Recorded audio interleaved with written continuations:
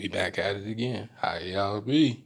It was Minx of the Blue Sea. It's me. We back. Chapter 1030, the impermanence of all things. This word means quite a few things. Religiously speaking, electrically speaking, which we get electricity in this chapter, by the way. But as far as the Buddhist reference to it, and even the chapter notes telling you, the poem that has a reference to, it ties into the themes of Wano, right? With the dead and even with yokai and fire festival and these real life aspects of the story that are still technically fiction in our world because they're not necessarily provable. But just like everything else, if you believe, that's all that really matters, right? That aspect and then change if you're a TCG player, and permanence means something totally different to you. But changing the condition of something, right? And just like last week when we talked about every time change is brought up in the story, change actually happens.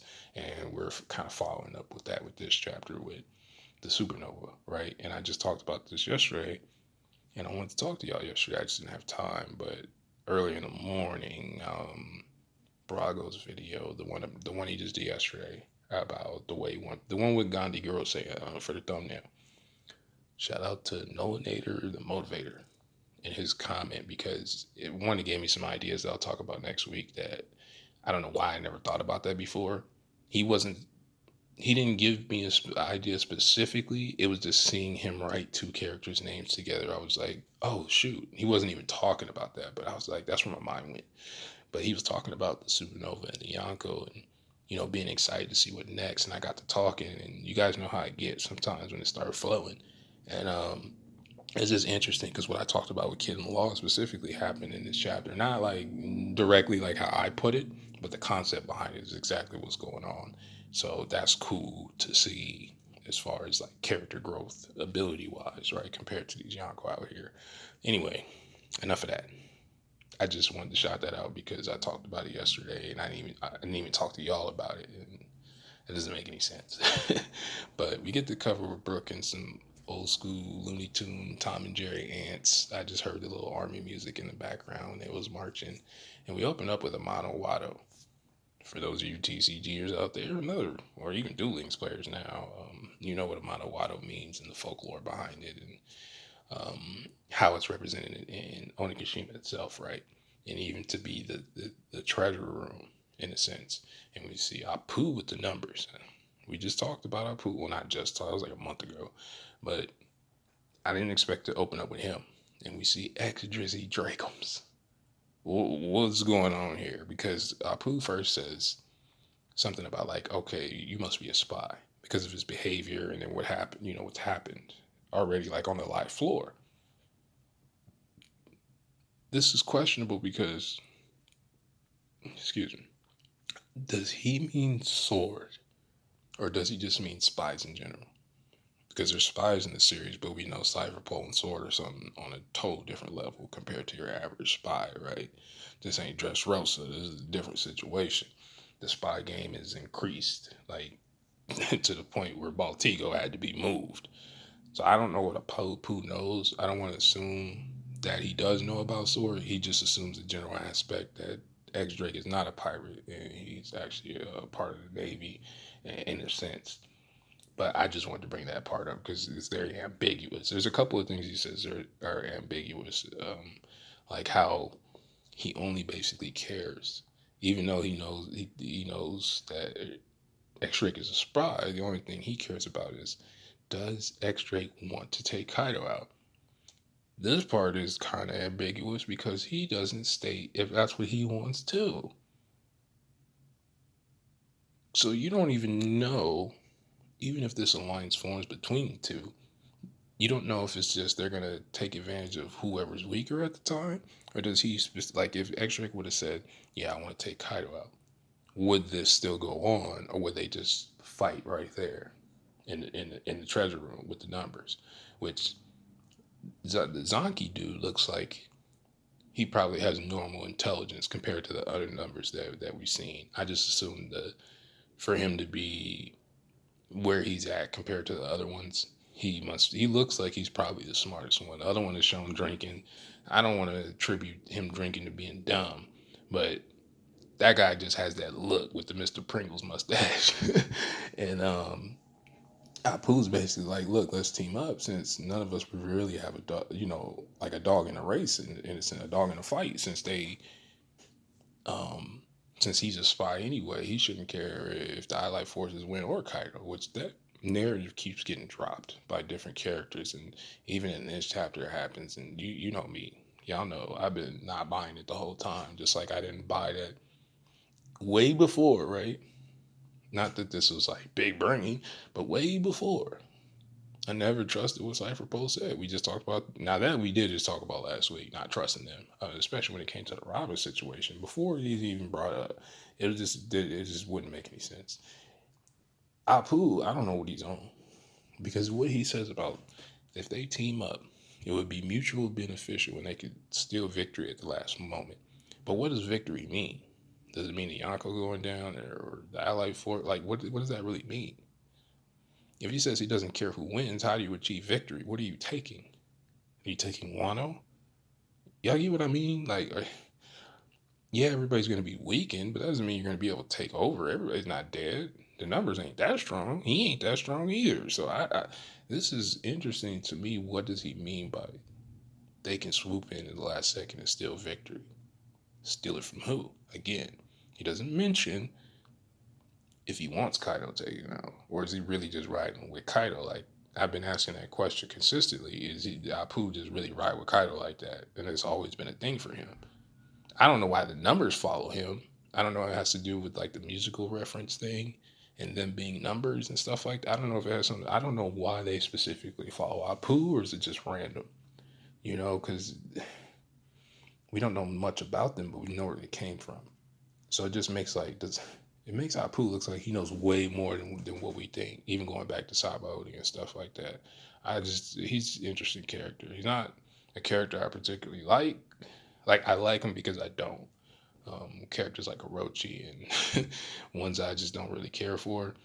Even though Hawkins is a grind ball, I actually like Hawkins just because he uses his abilities the way you would expect in a series instead of just like I don't know what I'm doing. But I'm really interested in that. It just doesn't make any sense. And what is it that's mutually beneficial to him? Is it just escaping Wano? Because he says this opportunity is a once in a lifetime, but he doesn't actually mention what that opportunity is. So I just, like I said, I don't know if he means the Yonko going down, because just because they go down doesn't mean somebody takes over immediately. It took Blackbeard a couple of years. And these guys are nowhere near Blackbeard level as far as resources, information, and ability. So I just don't. I'm very curious on what Apu think is getting ready to go down. Anyway, we move to the Nami Usopp. I think Speed and that one Beetle dude. I never remember his name. We see him like 2 or 3 times, helping Nami and Usopp earlier in Wano. I think even before Roof Piece or right when Roof Piece started, around that time, and they got the Kaminu with him who's still KO because he's had a rough day. Again, even since the Hawkins fight with Zoro, the Kaminu's been having it rough out here. And we see a torso, which I immediately thought Kinemon, but I was thinking about the concept of Kinemon in its introduction. I wasn't actually thinking about Kinemon specifically, like it was going to be him, even though it should have been obvious that, of course, he wasn't dead. We're going to get into that in a second, because man, oh man. But we see his fart time again, similar to how when we first met him, right? And I'm like, man, did he get low did by law off screen? I was joking in my head about that. And then like it's brought up. I'm like, wait, what? Here we go. Here we go. Kitty Mon is in a panic to find the homies, right? The rebellion, the allies, right? And Usopp like goes to grab him because he does recognize his Kitty Mon even before I did, and seeing he's covered in blood. They do the whole gag thing, and Nami let's say traces the symbol right on Kinemon's rump roast, and we're not even gonna get into that gag because yeah, that's older for you. Anyway, because Kinemon can't hear you even though he's able to speak. I guess he's doing that over the radio. I'm not really sure, but similar to Punk Hazard, it was like a Brooke kind of gag, like oh he can't hear you because he doesn't have any ears, yo, that kind of thing. But Usopp Kinemon leave like with the Jeffrey Giraffe dude, for Hamlet, to go after Kiku, who of course is not dead, even though Kiku should have been dead. They've been bleeding for quite some time. Um, Kinemon mentions he survives because I guess Law didn't never completely attach his body back together. I'm gonna get into Law's abilities next week specifically because we've been talking about abilities for the past couple of months to begin with, before like when Rupee started and stuff like that. But to him it's a miracle.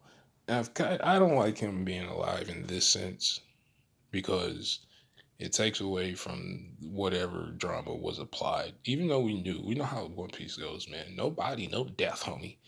And even then, that's real suspicious. But a lot of people didn't really think it's just because it happened in front of Mobo and it could have been dramatic, and it's just like, oh, you just. But I think possibly he still dies anyway. I don't think just because he's not dead now doesn't mean he won't be. And the only reason why I do, there's a part of him not being dead I can enjoy is because what he's forced to watch is worse than death for a lot of people. If you think about his entire journey, and then because for you to hear Orochi after what y'all did and everything, that's got to eat you up, knowing he's not dead, and you out here fighting cats like Kaido, and this dude is still not dead somehow. Not only that, Kanjuro ain't dead, and Kanjuro and Orochi, they stick to the game. That's why, even though I don't like them, that's why I don't like them.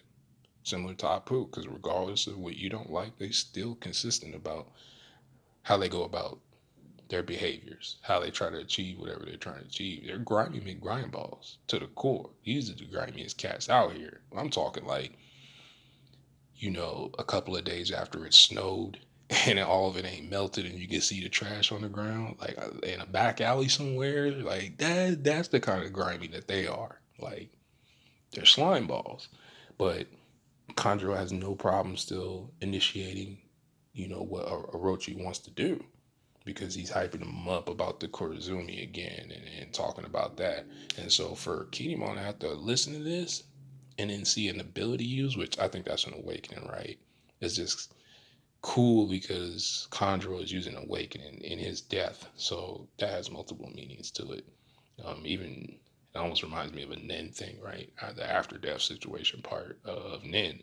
Because Kinemon was like, yo, I know we beat you, man. Of course, we knew he wasn't dead, but to Kinemon doesn't make any sense for Orochi to still be living. But he's more focused on the part that Kanjuro is getting ready to burn everybody with this ability. Like I said, that it seems like it's an awakening. And it's interesting that Kanjuro still feels praised, even though he's conflicted. Because technically speaking, he's not that conflicted because he wouldn't be doing this. But from an ancestral standpoint and how he was psychologically attacked by Orochi in a way the same way that Orochi was by Granny Shaman, these people truly believe that throughout history they've been wronged. Even though on Orochi's part, he was never focused on the why what happened to the Korizumi in the first place, because they were doing something they weren't supposed to be doing. They tried to basically do it. He's basically reliving what they tried to do, except for his reason it has to do with they were treated this way, right? He already felt a certain way about how he's growing up with nothing and being a Korizumi to begin with. Which that part I understand. If you're a kid in the world and you're hated, you don't know why, like on some Naruto stuff, you just like, dude, I'm just here. I didn't even ask for any of this. I understand. But we also see what happens when you have incorrect guidance by people who have ambitions that don't have to do with you or necessarily the Korizumi clan as a whole. Because it's not like Granny Shaman wanted to restore the Korizumi as some faithful clan that could live in unison with the rest of the families. That's not what she was trying to do. She was trying to complete the task that the Korizumi have probably always been trying to complete, and that's usurp everybody and take over. It's just odd in this case because Orochi is still willing to abandon Wano and everything with Fukurokujo and dip off. So it's like, what is his plans really? And it's something I always talked about where Orochi never showed no interest in the Poneglyphs or anything else that you need for ultimate power in this series. How long did he think he was going to work with Kaido before Kaido was going to be in his way? just so happens that Orochi is that kind of dude who can snake and slither, no pun intended, through all the obstacles and still come to a destination where he wants to be. And however he has, like, that's the part of this I like. I don't like and the focus on how dope Law's ability is, because we do see Law's ability is permanent for the most part. Like, knocking him out doesn't even do anything. That's why, like, he can eat, go to sleep, go to Zoe, stuff like that. Similar to Big Mom, right? Even with Roof Piece going on, the blobs at Whole Cake Island is still collecting that soul tax. Best believe. Uncle Big Mamu Sam, mama, is coming for her spirit money, man. Those blobs are still exist. They're still doing their job. So some of these powers are permanent, regardless of where you're at or what you're doing. They're not all like sugar. Oh, we'll just incapacitate you. Like we've seen that stated in the series a few times. Where, like, even if you think about Punk Hazard, now Kiji and Akainu both almost died supposedly, right? They've both been knocked out. They both went to sleep, took naps, showers, and all types of other stuff. Punk Hazard still looks like that. So this part about Law's ability isn't that bad to me because I relate. I've brought this up before about pocket dimension abilities with certain fruits like blackbeards or caribous, right? Where they have this dimension thing that exists in the verse, or Bluno when he went through the air door. There's these little things that aren't necessarily explained, like Capone.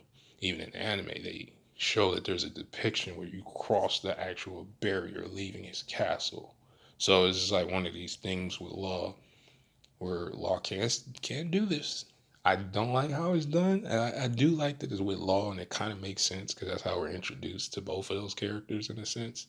But man, there's gonna be some salt in the community about that one. I can hear it crying for, like, you know what it is when you're reading it. You're thinking about you and you're thinking about the story, but you're also thinking about the homies and everyone else. Like, well, it's like watching the game. Like, oh man, you see the game last night? Yeah. That's what this is right here with Chemo not being dead.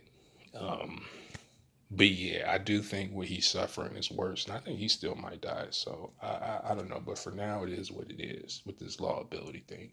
So we have Conjuro use, like I said, what I think is an awakening. This Kanzembo or Kazembo that looks similar to Caesar's creation. Shout out to Punk Hazard again, right? And it's burning everybody, and it's a ghost. So this is like Sabo's fruit slash Ace's fruit and Perona's fruit put together.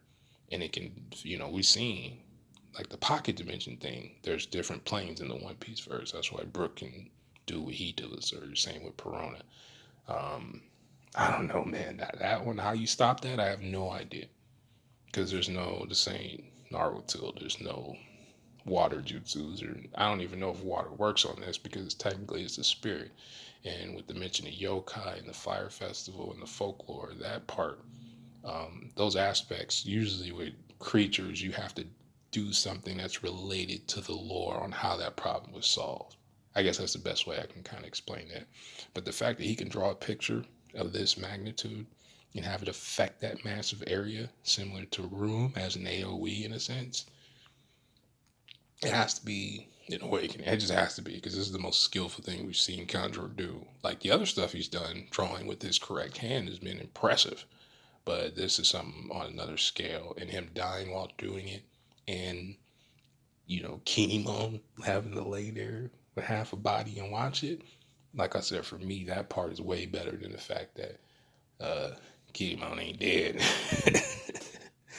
But anyway, let's move on, man. For that, Momo, we've seen get some progression because he's working with the fire clouds in the background, right? And the fire festival, right? They show that, and we've talked about the contrast of what's happening at the fire festival, simultaneously what's going on at Onigashima, and then we even see flame and smoke represented in the Onigashima skull, which again we're talking about mythos and lore here of his people. So if you know a little bit about what Onigashima means in real life, seeing this kind of stuff, it's like that's why people can piece stuff together. No pun intended. It's because it's just like with any other story that has these people who write this stuff. They write their life into it, what they experienced growing up, all that stuff.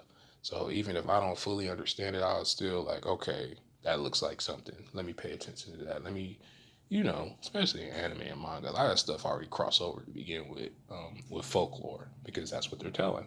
And they want their children finding a entertaining way to get your children introduced into parts of your tradition, right, and culture as a person. So always enjoy seeing these things that I don't really know a lot about when they pop up. But yeah, that whole thing crazy. And then we get into the panel with Brooke and Robin after the flames start eating the castle. Who do we zoom to? Cypher Pole, man, Derby hat, Cypher Pole guy, Dr. Seuss mask, Cypher Pole guy. So Udahari Kisuke, hat guy, must be going after Who's Who, like we've been talking about. That's, and then we see they. I don't even need to go too much into that. Y'all know what time it is with Cypher Poe and Robin. And then we get the panel of Marco, Izo, and Kapamatsu, which was cool seeing that they're still doing their thing. And I like the way the panel is done, whether it's intentional or not, right? You have Luffy and Kaido in the middle with each of their right and left hands. Whatever side you pick, that's up to you, right? And both being displayed, all fighting each other at the same time. That panel was dope because Orochi is narrating in the background on some Doflamingo type stuff. Like, the hubris of everybody will be destroyed. That's what was going to get everybody to overlook, right, their own defeat is their hubris. Y'all already know, right? When it comes to the senpai of the Santaryu, hailing in from the south side of Shimosuke Village. Whether it's intended or not, I do not appreciate the statement about hubris being in his panel specifically. Even though it's a direct statement after the Yonko, right? The Allied forces and the Emperors and the hubris statement. So, of course, it's implying everybody. But why couldn't it be on Sanji and Queen's side? That's all I'm saying. I'm just messing with y'all. But we see Luffy snatched up in probably jet pistol form, right? Some Rio. We see the smoke, and we see Kaido and Boro blast. Like, more than likely, I can't wait to get back to them because they throwing hands. Like I still got my money on. Oh, my man, what? Oh, and clap Kaido, man, because it's what? Hey, you're done, son.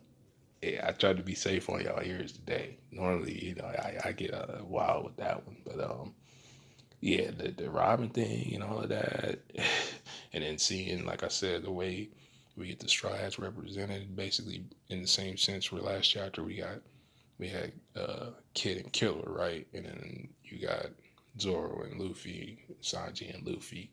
You know what I mean? Queen and King and Kaido. It's the same thing, right? As far as I'm concerned, that to me was pretty dope. And yeah, man, I don't know what Luffy attacks he's using right now. But then they focus on the basement and the weapons part, which Orochi this whole time is still narrating, by the way. He knew about all of this. When he was going to do something about it, who knows? But like he was stating with Conjuro, we'll just kill everybody, man. You're going to die anyway. Give your final performance for all your people and your ancestors and send these people to the grave so to replace them, in a sense, is what he's saying. Which is weird, right? Because Orochi is scared of ghosts, but yet he's kind of trying to create a whole lot of them. That's interesting to me. Where does he think he's going to go? Is he abandoning Wano? Was he, because he doesn't seem to have interest in the Poneglyphs or any of that other stuff, and I don't know if he's going to cross with the world government at some point, if he makes it out of here alive, of course, because he already is somewhere, right, and waiting, and she's the only one that's not doing anything. That's unlike Smoothie, that probably actually will do something. So I think if they don't make it, it's probably like that's the reason, right? And of course, I'm obviously not talking about the most obvious thing with my boy Trafalgar D. Waterloo out here with Kid. And again, shout out to Nolan Motivator because we talked yesterday at length about Kid and Law. And because Law's abilities are more magical, like I've been saying even before Roof P started, that he made more sense as a better matchup for Big Mom because of his way his abilities function. Even I said yesterday, I'm not saying Kid's trash. It's just Big Mom is a bad matchup for him because all his stuff seemed physically based at the moment. It's exactly what I said yesterday. I'm literally quoting myself from over a day ago, and the magnetism and how the concept that they used against Zeus was probably how they were going to get Big Mom. I even joked about Law's supposed to be smart, but he had a Sasuke versus Killer Bee moment using electricity on Big Mom. But I also brought up the fact that it did seem to do something, like Law had a plan. So when we seen him use croon, I thought that was a typo. I didn't know what that was about. Like, did he change the way he said room until he did the Anastasia part? So I don't know if this move itself, I know it's awakening, right? Because Kid clearly, after he got thrashed by Ikaku sovereignty, right? Which that made me go look at the animated clip again this morning. I was just too hyped. Even Yamato was looking like, man, I get clapped by Kaido all the time, but I don't think I want that Ikaku sovereignty. And we see Kid in the Gundam, right, getting smacked. Like, look, you ain't here to you get that Gundam trash out of here. We in one piece, man. And Big Mom gave her mama, mama, gave him one of those. Law, and then him flashback and that talking to Law about awakening. It's crazy to me because, like I said earlier in the chapter, I'm using the assumption that Conjuro's ability is also an awakening. So if we're getting talking about awakening, come on, man, you know what time it is. Shout out to Recon D Goat Beard. It's time for the goat with the coat and his awakening and how that's gonna be dirty. And we've seen, like I be talking about, like in a Robin fight, right?